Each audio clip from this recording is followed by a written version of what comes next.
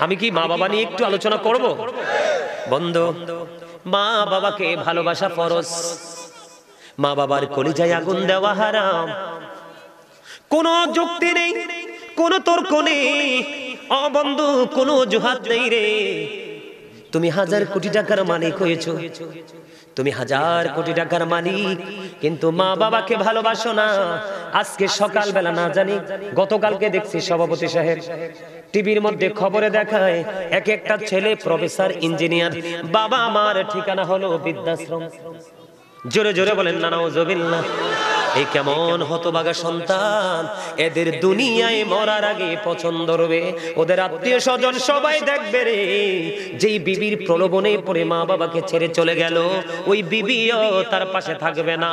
তার শক্তি থাকতে থাকতে এখান থেকে সে সমস্ত টাকা পুঁজি করে নিয়ে যাবে। আপনারা দেখবেন যেই ছেলে বিয়ের পরে অনেক বেশি বিবির প্রেমে পড়েছে, মা বাবাকে ডিলিট করে দিয়েছে, ওই ছেলের জীবন বেশি দিন সুখী হয় না এবং এরা বেশি দিন পৃথিবীতে থাকতে পারে না। ঠিক না বেঠি? আমি নিজে দেখেছি বন্ধু, আমার এলাকাতে, আমার আশেপাশে অনেক জায়গা দেখেছি মা বাবার কলিজায় আগুন দিয়ে বন্ধু কোটিপতি থেকে পথের ভিখারি হয়েছে, হওয়ার পরেও সুখ পাইনি। আমি আপনাদেরকে বন্ধু ছোট্ট একটা হাদিস শরীফের একটা অংশ আজকে শোনাই। আল্লাহ রাব্বুল আলামিনের এক প্রিয় বান্দা ছিলেন, তার নাম হলো বন্ধু হযরত জুরাইজ। বুখারী শরীফের মধ্যে এসেছে বন্ধু, হাদিসখানা মুসলিম শরীফের মধ্যে এসেছে। হযরত জুরাইজ যেমন একজন আল্লাহওয়ালা ছিল, এমন একজন বুজুর্গ ছিল। আপনারা আমরা যেমন জামাতে নামাজ পড়ি, সে একাই জামাতে নামাজ পড়ে সে মজা পাইতো না। সে একাকি অনেক দূরে গিয়ে একটা নির্জনে একটা মাটি দিয়ে হুজরা বানাইলো। ও বন্ধু, হুজরা বানাইয়া ওই জুরাইজ একাকি। আমাদের মধ্যে দেখবেন যারা অনেক বেশি আল্লাহ রাসূল পাগল, তারার কিন্তু গোলামের স্টাইলটা পুরো ব্যতিক্রম। কথা কয় না? আপনারা যারা মুরব্বী হয়েছেন, আপনার জমানায় বেশি ছিল, এখন একটু কম, আরো পরবর্তী প্রজন্মে আরো কমে যাবে। আপনাদের মতো মুরব্বী মানুষ চলে গেলে পৃথিবী বেশি দিন টিকবে না। কারণ এখনো যারা মুরব্বী আছে ওই এলাকাতে ইসলামের কিছু রং আছে। যেখানে মুরব্বী হারিয়ে গেছে সেখানে কিন্তু ইহুদি নাসারাদের সংস্কৃতি সকাল টু সন্ধ্যা চর্চা হচ্ছে। তার মানে ইসলাম আমার আপনার কাছ থেকে দূরে চলে যাচ্ছে। ইসলাম একজন মুসলমানের কাছ থেকে যত দূরে চলে যাবে, কিয়ামত তার তত কাছে আসবে। আজকে কি ইসলাম গরিব না? বন্ধু আমার দিকে তাকান, হযরত জুরাইজ লোকালয় থেকে দৌড়ে একটা হুজরা বানালো মাটি দিয়ে। মন দিয়ে শোনো যুবক তোমরা, আল্লাহর কাছে মা বাবার দাম কত বেশি রে।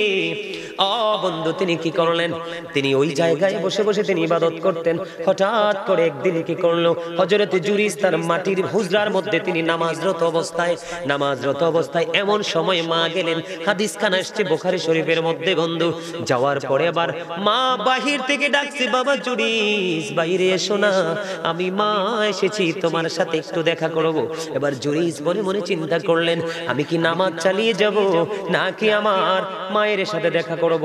পরে হযরত জুরাইজ চিন্তা করলেন, না না, আমি নামাজটাই শেষ করে পরে মার সাথে দেখা করব। নামাজটা শেষ করে ফেললেন। নামাজ শেষ করার পরে বন্ধু এবার বাইরে এসে চাইয়া দেখে রে, বাইরে মা নাই, মা চলে গেছে। আজকের একদিন চলে গেল, আবার পরের দিন জুরাইজ নামাজরত অবস্থা ঠিক এমন সময় মা এসেছে। মা এসে বারবার ডাকছে, বাবা জুরাইজ কোথায় রে? বাইরে এসো না, আমি মা এসেছি, তোমার সাথে দেখা করব, বাবা বাইরে এসো। আজকেও জুরাইজ মনে মনে চিন্তা করলেন, না না, মা যেহেতু এসেছে, মা একটু অপেক্ষা করুক, আমি নামাজটা শেষ করি। বন্ধু, নামাজ শেষ করে জুরাইজ বাইরে আসলো। বাইরে এসে চাইয়া দেখে আজকেও মা নাই, মা চলে গেছে। কয়দিন? 2 দিন চলে গেল। ও বন্ধু, 3 দিনের দিন, তৃতীয় দিন আবার জুরাইজ এই মাটির হুজরায় নামাজরত অবস্থায়। এবার তৃতীয় দিন মা আসলো। মা তৃতীয় দিন এসে বারবার ডাকছে, বাবা, বাবা গো, তুমি কোথায় গো বাবা? আমি মা এসেছি, একটুখানি দেখা দাও। আজকে জুরাইজ মনে মনে চিন্তা করলো, আজকেও দেখা করব না, নামাজে যেহেতু দাঁড়িয়ে গেছি, নামাজটা শেষ করে ফেলি, তারপরে মার সাথে দেখা করব। একে একে করে বন্ধু 3 দিন, হাদিস শরীফের মধ্যে এসেছে 3 দিন হয়ে গেল, মার সাথে বন্ধু দেখা হলো না। মার সাথে যখন দেখা হলো না, মা একে একে 3 দিন চলে গেল।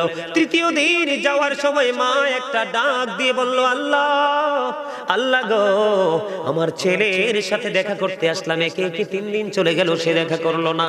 তারে বেশ্যা মহিলার মুখ না দেখাইয়া তুমি মরণ দিও না। জোরে জোরে বলেন না নাউজুবিল্লাহ। জুরাইজ কি মাকে বকা দিলনি? জুরিস তো নামাজ পড়ে বুঝে নেবেন। হাদিস শরীফের মধ্যে এসেছে জুরিস নামাজ পড়ে। স্বাস্থ্য ভাই ভালো করে শোনো, মায়ের কলিজায় আগুন দিও না। মা যদি কোনো কিছু চায় বল, মাকে বললো।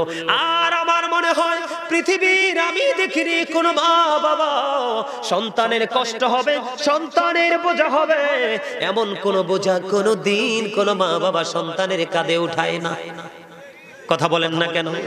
যারা বাবা হয়েছো তারা বুঝেছো কোন দিন বন্ধু সন্তানের প্রতি একটা বাবার যত মায়া রে, এর অর্ধেক মায়াও যদি বাবা মার প্রতি সন্তানের থাকতো, মরার পরে তোমাদের জান্নাত খুঁজতে হতো না।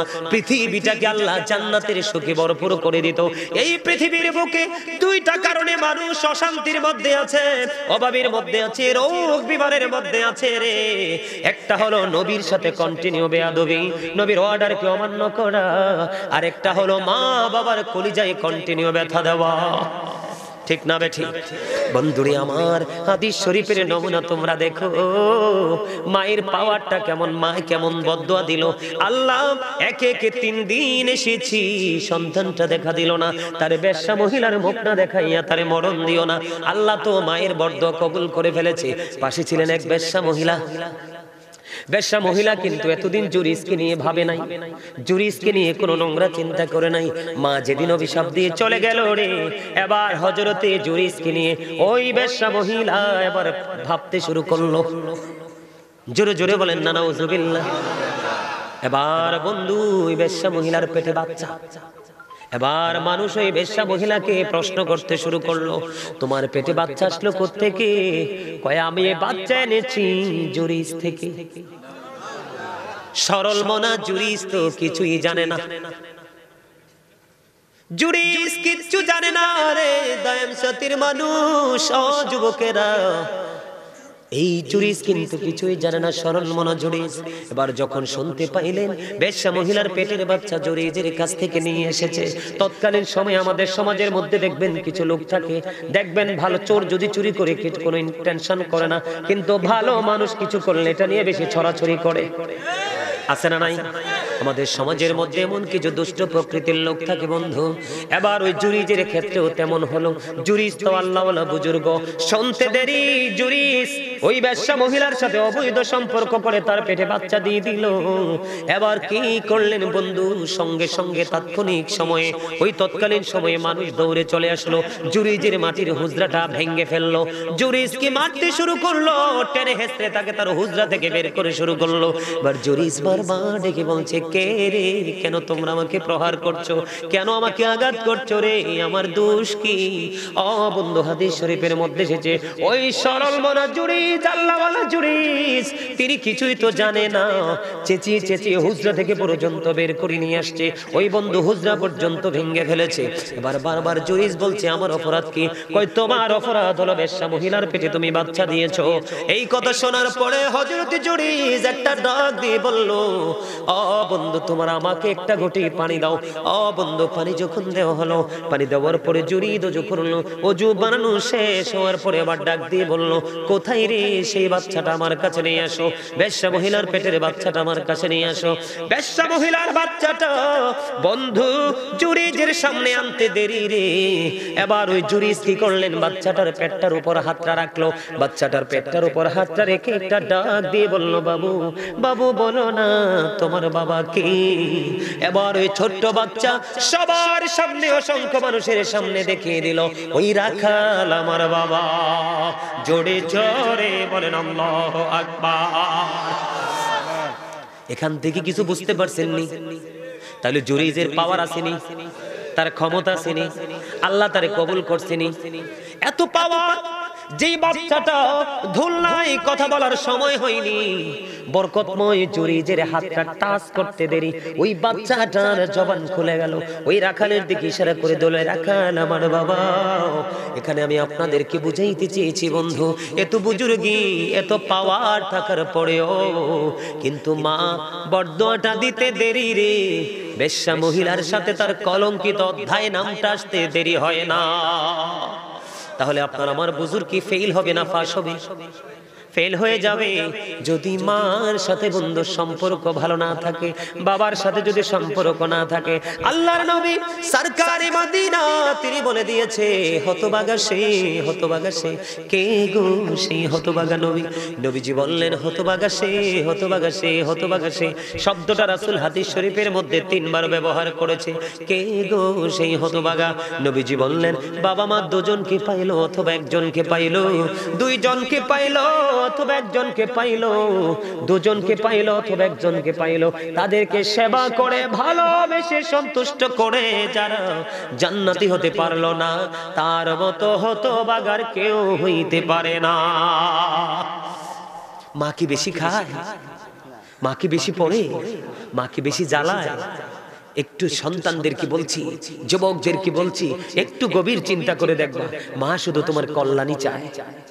মার একটা জিনিস খাইতে চাইলেও খায় না, 5টা টাকা রেখে দেয়, ঠিক না? কথা বলেন না যে আমার সন্তানের কাজে লাগবে। শোনেন, আমার দিকে তাকান, আমি বাস্তব কথা বলছি। আমি গাজী সুলাইমানের পকেটে যে টাকাটা থাকে, এই টাকাটা কিন্তু খরচ হয়ে যায়, কিন্তু মার কাছে নিয়ে যেটা রাখি, এটা দেখছি 6 মাস পরেও মা ফিরাই দেয়। সুবহানাল্লাহ বলবেন না? আমি তোমাদেরকে যুবকদের শিক্ষার জন্য বলছি, আমার জীবনে আমার মতো মনে হয় কোন ছেলে মায়ের কাপড় কাছে নাই। আমি গাজী সুলাইমানের মতো মনে হয় পৃথিবীর কোন সন্তান মায়ের হাড়ি পাতিল ধুয়ে দেয় নাই। এখনো পর্যন্ত 2টা টাকা ইনকাম করলে আগে নিয়ে মায়ের হাতে দেই, দিয়ে তারপরে যখন দরকার লাগে, মা আমার 500টা টাকা লাগবে দেন। এটা আমি চিরকাল অব্যাহত রাখবো, মাকে খুশি রাখার জন্য, বাবাকে খুশি রাখার জন্য। মা বাবা যখন বুড়ো হয়ে যায়, সন্তানের কাছ থেকে শুধু একটু মিষ্টি আচরণ চায়, আর কিছু চায় না। বুড়ো হয়ে গেলে তারা বাচ্চাদের মতো হয়ে যায়, দেখবা খাবার দিলেও খেতে পারবে না। মা খান না, বাবা খান না, বাবারে আর খেতে পারবো না, মা আর খেতে পারবো না, শুধু একটু আদর চায় তারা। তুমি যখন দোলনায় ছিলা, বাবা মা তো কোনো আদরে কমতি করেনি, ঠিক না? এই জন্য আমি প্রায় আজ বলি রে, আমার মা নাই, আমার বাবা নাই, দয়াল রে দয়াল, আমার কি মা ডাকার স্বাদ নাই রে, আমার কি বাবা ডাকার স্বাদ নাই রে। ঘরে যাইয়া সবাই দেখে মা জননীর মুখ, বাবা যখন মাথায় হাতে ভুলে যাই সব দুঃখ, ঠিক কিনা বলেন? বলেন না? শয়নে স্বপনে শুধু মা তোমার কথা মনে হয়, শয়নে স্বপনে শুধু মা তোমার কথা মনে হয়। কতদিন দেখি না তোমার, ভুলে কি গেছো আমার, ভুলে কি গেছো আমার, আদর সোহাগ মাগো আর কোথা পাবো, কারা চলে আমি নিজেকে জড়াবো, কার কাছে ধরবো মিছে বায়না, তোমার মতো কেহ নাই, শয়নে স্বপনে শুধু মা তোমার কথা মনে হয়। আমার ভুবন জোড়ে শুধু দুঃখ জ্বালা, কে আর পরাবে আমায় সুখের সীমালা, আমার ভুবন জোড়ে শুধু দুঃখ জ্বালা, কে আর পরাবে আমায় সুখের সীমালা, কপালে কি দেবে আর কাজলে রুটি, তুমি জেনে ধরাই, শয়নে স্বপনে শুধু মা তোমার কথা মনে হয়। মার কথা কি মনে পড়ে না?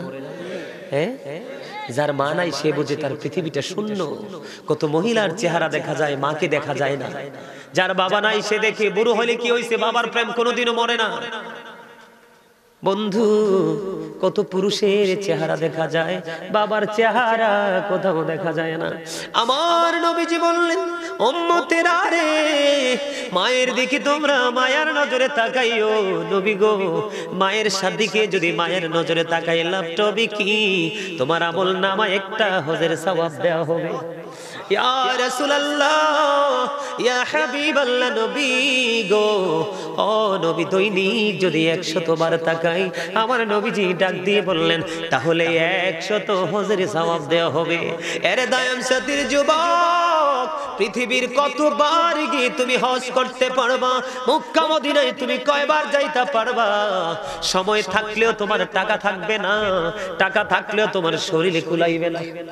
কথা বলেন না কেন বন্ধু? এই জন্য বলছি, তুমি কষ্ট করে মক্কা মদিনায় যেতে যদি পারো তো পারবা, একবার দুইবার, বেশি পারবা না। কিন্তু তুমি প্রতিদিন যদি মায়ের নজরে, মায়ের চেহারাটার দিকে তাকাও রে, নবীজি বলছে 100 হজের সওয়াব আমলনামায় ঢুকবে। জোরে জোরে সুবহানাল্লাহ। বন্ধু, আমি তোমাদেরকে প্রেম শিখাবো আজকে, মাকে কেমন করে ভালোবাসতে হয়। 3 জন লোক বন্ধু হাদিস শরীফের মধ্যে এসেছে, সফরে বের হলো কয়জন? 3 জন লোক সফরে বের হলো। সফর করতে করতে করতে করতে করতে করতে তারা পাহাড়ের চূড়ায় উঠলেন। কোথায় উঠলেন? পাহাড়ের চূড়ায় উঠলেন। তারা সফর করতে করতে বন্ধু পাহাড়ের চূড়া থেকে তারা একবারে পাহাড়ের নিচে আসলেন। নিচে আসার পরে তারা পাহাড়ের গুহার মধ্যে ঢুকলো। 3 জন কয়জন? আশ্রয় নেওয়ার জন্য 3 জন যখন প্রবেশ করলো বন্ধু, হাদিস শরীফের মধ্যে এসেছে বন্ধু, সিয়াসিত্তার অন্যতম গ্রন্থ থেকে হাদিসগুলো কালেক্ট করা। 3 জন লোক যখন গুহার মধ্যে ঢুকলো, তখন হঠাৎ করে বন্ধু পাহাড় ধসে বড় পাথর তাদের গুহার যে প্রবেশ পথটা, ঠিক প্রবেশ পথটার মধ্যে পড়লো। বিশাল বড় পাথর। হাদিস শরীফের মধ্যে এসেছে, রাসূল বলেছে এত বড় পাথর পড়লো তাদের প্রবেশ পথ, মানে দরজাটা, গুহার মধ্যে যে ঢুকছে, এই ঢোকার যে রাস্তাটার মুখটার মধ্যে পড়লো। নবীজি বলেছে, হাদিস শরীফের মধ্যে এসেছে, এত বড় পাথর পৃথিবীর কারোর কোনো ক্ষমতা নেই এই পাথরটা সরাইবার। ও বন্ধু, এখন তারা 3 জন এই পাহাড়ের ভিতরে, পৃথিবীর কেউ তো জানে না, জানি শুধু একমাত্র মালিক আল্লাহ। ঠিক কিনা বলেন? কে জানে? আল্লাহ জানে, পৃথিবীর কেউ জানে না। তারা 3 জন বন্ধু গুহার মধ্যে প্রবেশ করলো। প্রবেশ পথের মধ্যে বড় একটা পাথর পড়লো। এখন 3 জন মনে মনে বন্ধু চিন্তা করতে লাগলেন, কি করি রে, এখন কি করবো? একটু কেটে তিনি বিক্রি করে তিনি ফ্যামিলি, পরিবার, মা বাবা, সন্তানের খাবার জোগাতেন। প্রতিদিন বন্ধু তিনি কাঠ কেটে সময় মতো আসেন। একদিন তিনি কাঠ কাটতে কাটতে পাহাড়ে দেরি হয়ে গেল। দেরি যখন হয়ে গেল বন্ধু, কাঠ কেটে দেরি হলো, বাড়ির মধ্যে চলে আসলো। বাড়ির মধ্যে তিনি ছিল দুধের একটা প্রাণী। তিনি যখন আজকে আসতে দেরি হয়ে গেল, দুধটাও দোয়াইতে দেরি হয়ে গেছে। কি হয়ে গেছে? দুধটা দহন করতে দেরি হয়ে গেছে। এদিক দিয়ে মা বাবা বন্ধু ঘুমিয়ে গেছে। এখন ওই কাঠুরিয়া সন্তানটা দুধটা দহন করলেন, সুন্দর করে একটা পাতিলের মধ্যে দুধটা দহন করে লইলেন। বন্ধু হাদিস শরীফের মধ্যে সে বাবা যখন দুধটা দহন করলেন, এবার ওনার সন্তান, ওই কাঠুরিয়ার সন্তান বাবাকে বারবার ডেকে ডেকে বলছে, বাবা গো, দুধ দহন করেছে, একটু দুধ খাইতে দাও না। ওই কাঠুরিয়া ডেকে ডেকে বলে, না না, যতক্ষণ পর্যন্ত আমি আমার বাবা মাকে দুধ খাওয়াতে না পারবো, ততক্ষণ আমি কাউকেই দুধ দিব না। জোরে জোরে বলেন না সুবহানাল্লাহ। এবার ওই কাঠুরিয়া কি করলেন বন্ধু, দুধের পাত্রটা হাতে নিয়ে দাঁড়িয়ে রইল। মা বাবার যখন ঘুম ভাঙলো, ঘুম ভাঙার পরে মা বাবাকে দুধ খাওয়ালো। তারপরে তিনি এবং ওনার সঙ্গে সন্তান সন্ততিকে খাইতে দিলেন। ওই দিন যে তিনি কাজটা করেছেন, মূলত মা বাবার প্রতি ভালোবাসা, আল্লাহর সন্তুষ্টির জন্য। কার জন্য? কথা বলে না? আল্লাহর সন্তুষ্টির জন্য। এবার ওই পাহাড়ের গুহার ভিতর থেকে বড় বিপদ, আল্লাহর কাছে দরখাস্ত করে দিলেন ওই সন্তান, আল্লাহ আল্লাহ গো, ওই দিন মা বাবার সাথে উত্তম ব্যবহার করেছিলাম, প্রেমময় আচরণ করেছি, শুধুমাত্র তুমি আল্লাহর সন্তুষ্টির জন্য। ওই দিনের আমল যদি তুমি কবুল করে থাকো গো, তাহলে আজকে তুমি আমাকে এই পাথরের বিপদ থেকে উদ্ধার করো। আল্লাহি, আল্লাহর কসম করে বলছি রে, দায়েম সাথীর যুবক, পৃথিবীর কেউ জানে না সন্তানের বিপদ, সন্তানের মায়ের সাথে বাবার সাথে মিষ্টি ব্যবহার করেছে মালিককে রাজি করার জন্য। ওই যে আল্লাহ বলেছেন অবিল ওয়ালিদাইনি ইহসানা, ওই আয়াতকে তিনি সম্মান জানিয়ে মা বাবার সাথে ভালো আচরণ করছে। আল্লাহর কাছে দরখাস্ত করতে দেরি রে, এবার চাইয়া দেখে পাথরটা একটুখানি সরে গেছে। জোরে জোরে কন্যা সুবহানাল্লাহ। মা বাবার যে সন্তান ভালোবাসবো তার বিপদ আইনি।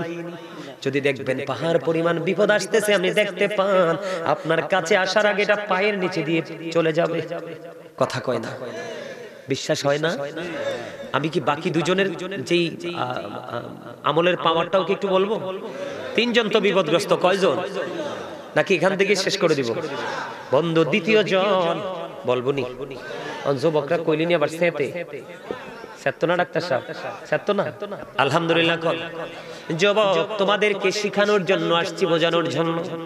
দ্বিতীয় নাম্বার যে যুবকটা, তার দোয়াটা আল্লাহ কবুল করবে। দ্বিতীয়বার যিনি দরখাস্ত করলে কবুল করবে, ওই যুবক হাদিস শরীফের মধ্যে এসেছে সে তার একজন চাচাতো বোনকে ভালোবাসতো।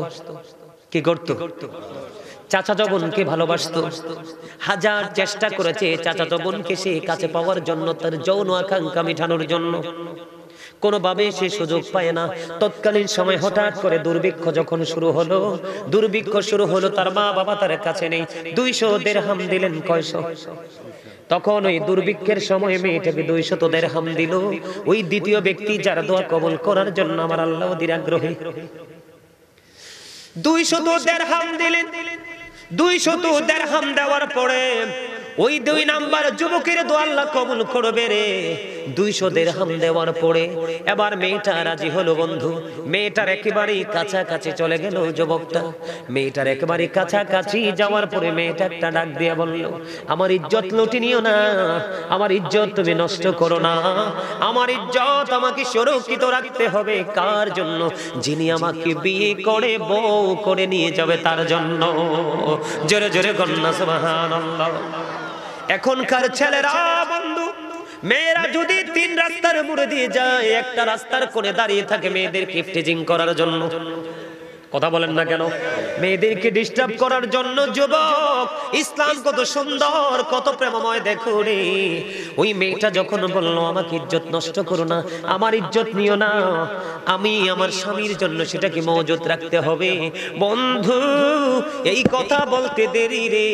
দ্বিতীয় জন তিনি কি করলেন? মেয়েটাকে ছেড়ে অনেক দূরে চলে আসলেন এবং 200 দিরহাম দিয়েছিলেন। 200 দিরহামের দাবিও তিনি মাফ করে দিলেন। শুধুমাত্র সেই দিন সে ছেড়ে দিয়েছেন আল্লাহকে রাজি করার জন্য। ওই ব্যক্তি হলো আজকের বিপদগ্রস্ত দ্বিতীয় ব্যক্তি। দ্বিতীয় ব্যক্তি আল্লাহর কাছে বললেন, আল্লাহ আমি কি করেছি?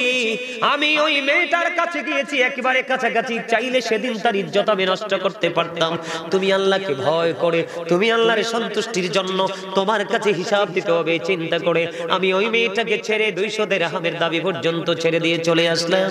আল্লাহ গো, তুমি আমাকে ওই দিনের আমল যদি তোমার কাছে কবুল হয়ে থাকে, আজকে আমাকে এই বিপদ থেকে তুমি উদ্ধার করো।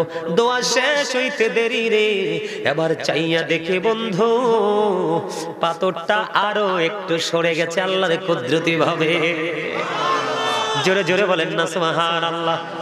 আমি তোমরা যুবকদেরকে অ্যাক্টিভ করার জন্য আরেকটা ছোট্ট ঘটনা বলবো। হযরত ওমর রাদিয়াল্লাহু তাআলা আনহুর জামানায় সেই ঘটনাটা ঘটেছে। একজন যুবক প্রতিদিন 5 ওয়াক্ত নামাজ পড়তেন। যে বাড়ির উপর দিয়ে নামাজে যেতেন, ওই বাড়ির মধ্যে ছিলেন একটা যুবকী, প্রতিদিন তাকে প্রেম আকাঙ্ক্ষা দেখাতো। মানে মেয়েটা যুবকটাকে অনেক বেশি ভালোবাসতো, প্রতিদিন তাকে কাছে চাইতেন, কিন্তু যুবকটা পাত্তা দিতেন না। একদিন এশারের নামাজ পড়ে ফেরার পথে মেয়েটা এমন ভাবে প্রেম আকাঙ্ক্ষা দেখালেন, যুবকটা মেয়েটার ঘরে চলে গেল। মেয়েটার ঘরে গিয়ে দেখলেন তার স্বামী স্ত্রী হয়নি। মেয়েটা এমন ভাবে ঘরটা সাজিয়ে রেখেছে, মনে হয় যেন ভাসুর ঘর। এমন অবস্থা যখন দেখলেন, যুবকটা বুঝতে পেরেছেন যে শয়তান তাকে কৌশলে এখানে নিয়ে এসেছে। হঠাৎ করে যুবকটার অন্তরে আল্লাহর ভয় চলে আসলো। হাসুরের দিনে আল্লাহর দরবারে জবাব দিতে হবে। এর মধ্যে সবচেয়ে বড় জবাব হলো যৌবনকালের জবাব। যুবক বলো, যুবতী বলো, যৌবনকালের হিসাবটা না দিয়ে একটা সেকেন্ড নড়াচড়া করা যাবে না। এবার আল্লাহর কথা চিন্তা করতে করতে এই মেয়েটার ঘরের মধ্যে যুবকটা বেহুশ হয়ে যায়। সুবহানাল্লাহ বলেন না, আরো জোরে। আপনারা কি সহজ মনে করছেন? যুবকটা বেহুশ হয়ে গেল বন্ধু। বেহুশ যখন হয়ে গেল, সে তো সময় মতো ঘরে ফিরে যায় না।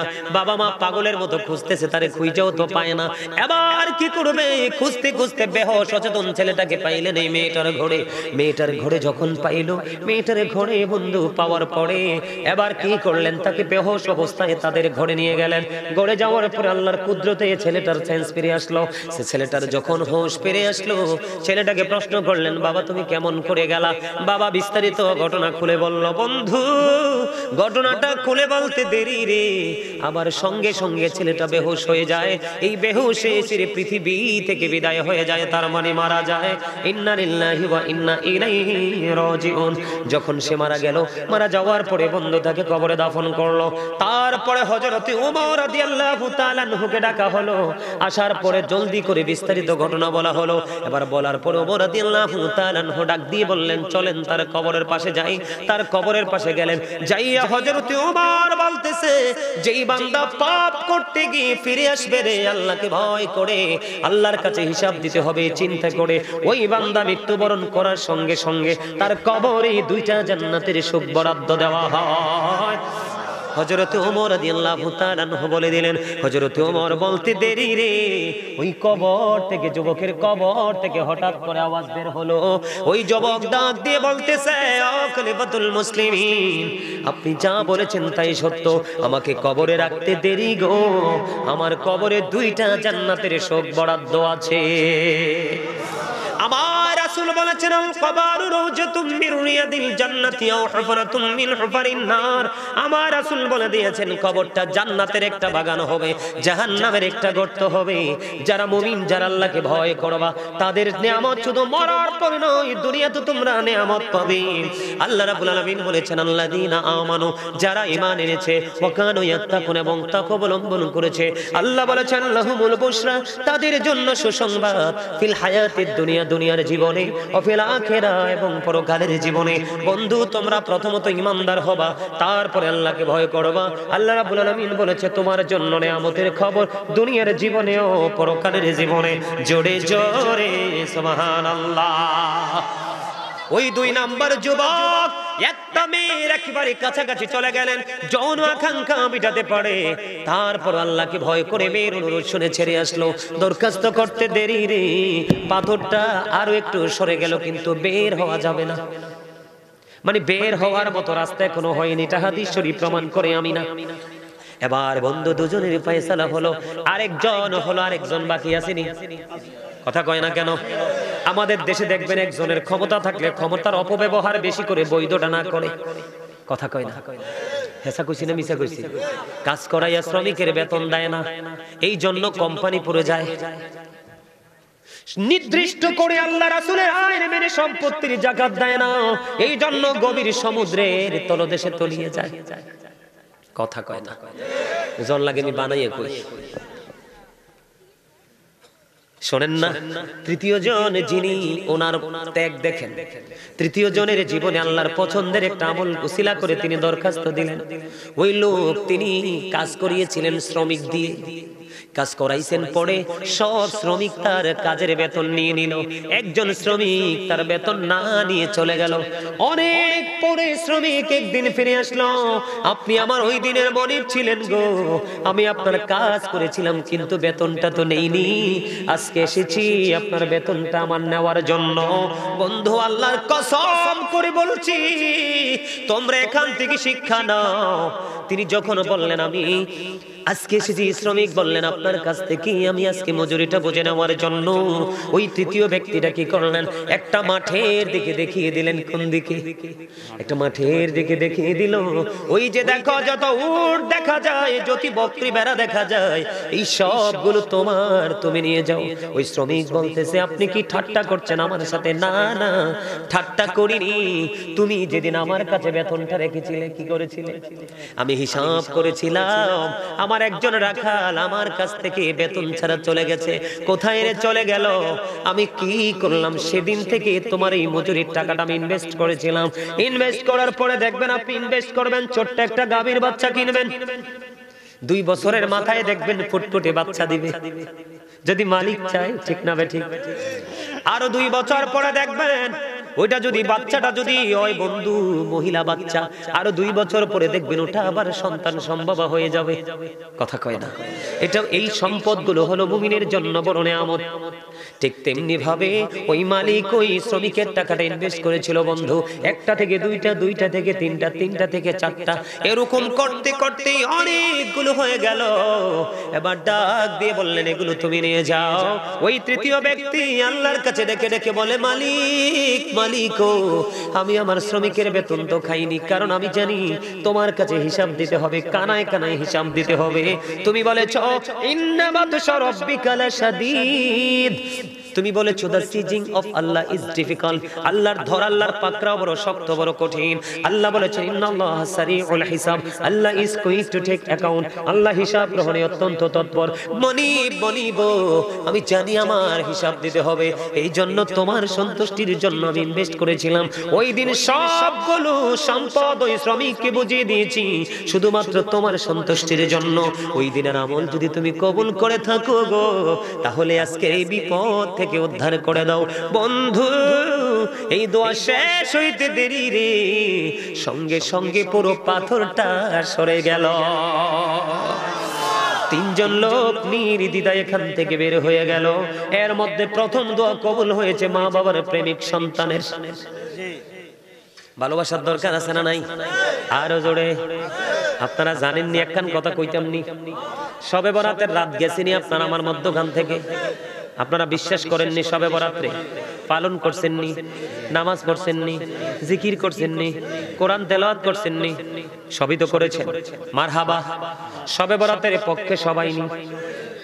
আচ্ছা, আমার রাসূল কহে শাবানুশ শাহরি, শাবান হলো আমার মাস, রজব শাহরুল্লাহ, রজব হলো আল্লাহর মাস, রমাদানু শাহরু উম্মতি, রমজান মাস হলো আমার উম্মতের মাস। বলে হুজুর শাবান তো চলে গেছে, আসছে সামনে রমজান, আপনি শাবানে ফিরে গেলেন কেন? আপনাদেরকে বোঝার জন্য। ঈসা নবী একদিন ডেকে ডেকে বলে, আল্লাহ এই জামানায় আমার চেয়ে বড় বুজুর্গ তো কেউ নাই। কয় হাসানি? কয় হ। আল্লাহ রাব্বুল আলামিন ডাক দিয়া কয়, ঈসা তুমি কি করো? তোমার হাতের আশা নিয়ে গায়েব থেকে আসলো, তুমি রাস্তা দেখিয়ে দিলেন, তুমি রাস্তা পথে হাঁটতে থাকো। ওই ঈসা নবী হাঁটতে হাঁটতে হাঁটতে হাঁটতে সামনে গেলেন, হঠাৎ করে চাইয়া দেখলেন রাস্তার সামনে একটা বড় সাদা পাথরও দেখা যায়। এবার ঈসা নবী ডাক দিয়া কয়, আল্লাহ গো তুমি তো আমাকে রাস্তা দেখিয়েছো, এখন আবার পাথর কেন গো? টেনশনে পড়ে গেলাম। আল্লাহ কো টেনশন করার দরকার নাই, পাথরে তুমি আঘাত করো। ঈসা নবী সঙ্গে সঙ্গে পাথরটাতে আঘাত করলো। আঘাত করতে দেরি রে, এবার দেখলেন পাথরটা ফাইটা দুটো টুকরো হয়ে গেল। টুকরো হওয়ার পর চাইয়া দেখলো ওই পাথরের মধ্যে জয়ীফ একজন বৃদ্ধ লোক। তোমার ওয়াজ করতেছি চাচা, আমি ক্লান্ত হয়ে পড়ছে। হেতারা কি আপনারা ঘুমাইতেন না তো? আর একটু ওয়াজ করি, ভালো লাগে সবার কাছে। একটু দূরত পড়ে নাই। সব হবে যাইতে হবে খবরে, হিসাব নিকাশ দিতে গো হবে হাসরে। আল্লাহুম্মা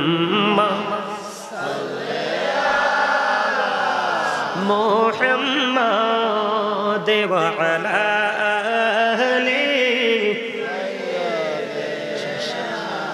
মুহাম্মাদ ওয়া আলা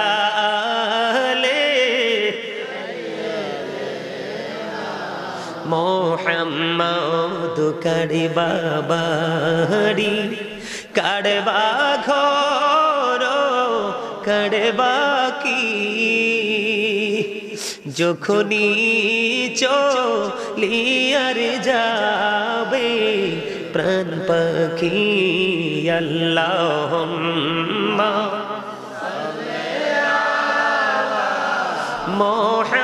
মুহাম্মাদ ওয়া আলা আলি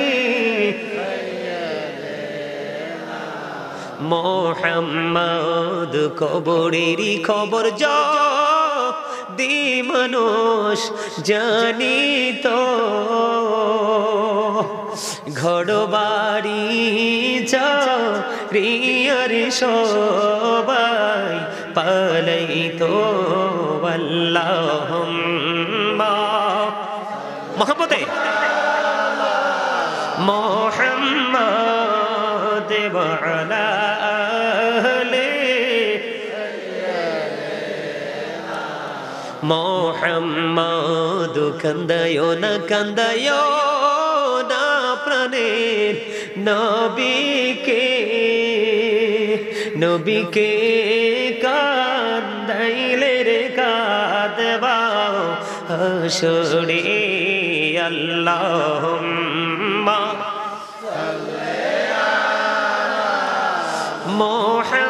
মুহাম্মাদ ওয়া আলা আহলি